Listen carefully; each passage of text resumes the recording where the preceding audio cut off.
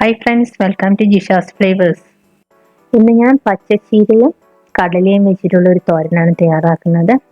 പുട്ടിനൊക്കെ എടുക്കുന്ന ബ്ലാക്ക് ചിക്ക് പീസ്, കറുത്ത കടല, അതേപോലെ തന്നെ ഇവിടെ പച്ചച്ചീരയാണ് ഞാൻ എടുത്തിട്ടുള്ളത്. നിങ്ങൾക്ക് വേണമെങ്കിൽ ചുവപ്പ് ചീര എടുക്കാം, മുരിങ്ങയുടെ ഇല എടുക്കാം, ഏത് ലീഫി വെജിറ്റബിൾസ് വേണമെങ്കിലും ഇതിലേക്ക് ആഡ് ചെയ്ത് കൊടുക്കാവുന്നതാണ്.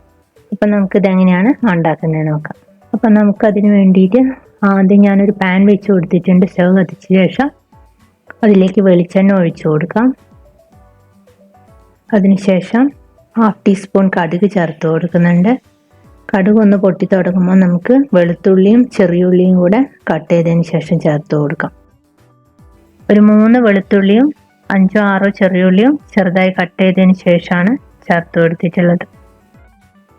ഇതിനോടൊപ്പം തന്നെ നമുക്ക് കറിവേപ്പിലയും കൂടെ ചേർത്ത് കൊടുക്കാം. അതിൻ്റെ പച്ചച്ചവയൊക്കെ ഒന്ന് മാറിയതിന് ശേഷം നമുക്കിതിലേക്ക് ചില്ലി ഫ്ലേക്സ് ആണ് ചേർത്ത് കൊടുക്കുന്നത്. ഞാനിവിടെ 1 ടീസ്പൂൺ ചില്ലി ഫ്ലേക്സ് ചേർത്ത് കൊടുക്കുന്നുണ്ട്. അവരവരുടെ എരിവിനനുസരിച്ചിട്ട് ചേർത്ത് കൊടുക്കുക. അതൊന്ന് മൂത്ത് വരുമ്പോൾ അതിലേക്ക് കട്ട് ചെയ്ത് വെച്ച ചീര ചേർത്ത് കൊടുക്കാം.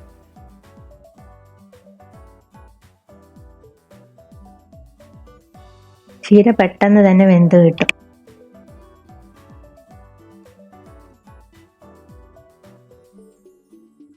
ഇതിലേക്ക് ഒരു 1/2 കപ്പ് തേങ്ങ കൂടെ ചേർത്ത് കൊടുക്കുന്നുണ്ട്. നന്നായിട്ട് ഇളക്കി യോജിപ്പിക്കാം. ഇതിലേക്ക് കുറച്ച് ഉപ്പ് ചേർത്ത് കൊടുക്കാം. വളരെ കുറച്ച് ഉപ്പ് ചേർത്ത് കൊടുത്താൽ മതി. കാരണം നമ്മൾ കടല വേവിക്കുമ്പോൾ ഉപ്പും മഞ്ഞൾപ്പൊടിയും ചേർത്തിട്ടാണ് വേവിച്ചത്. അതുകൊണ്ട് വളരെ കുറച്ച് ചേർത്ത് കൊടുത്താൽ മതി. മഞ്ഞൾപ്പൊടി നമ്മൾ നേരത്തെ ചേർത്ത് കൊടുത്തിരുന്നു.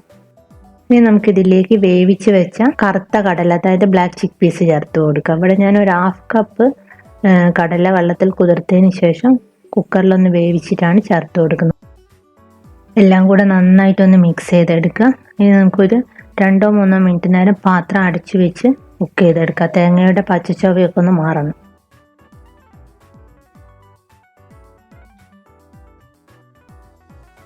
ഇപ്പോൾ പെട്ടെന്ന് തയ്യാറാക്കാൻ പറ്റിയ ഒരു തോരനാണ്. കാരണം ഇപ്പോൾ പുട്ടിനൊക്കെ കടല ഉണ്ടാക്കുന്ന സമയത്ത് കുറച്ച് കടല മാറ്റി വെച്ചാൽ നമുക്ക് ഇതേ രീതിയിൽ പെട്ടെന്ന് തോരൻ തയ്യാറാക്കാൻ പറ്റും. അപ്പോൾ എല്ലാവരും ഒന്ന് ട്രൈ ചെയ്ത് നോക്കുക. കടലയിൽ ധാരാളം പ്രോട്ടീൻസ് ഉണ്ട്.